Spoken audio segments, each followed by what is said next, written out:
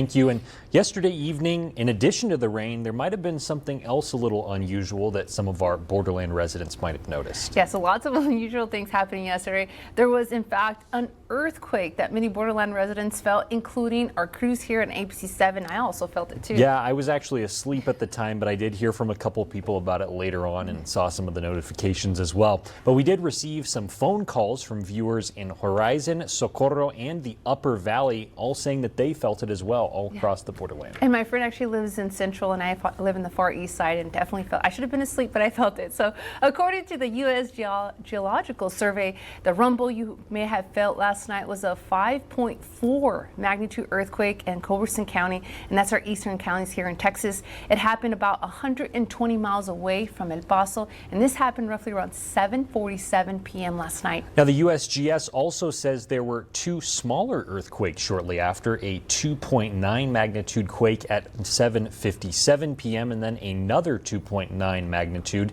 at 9:24 p.m.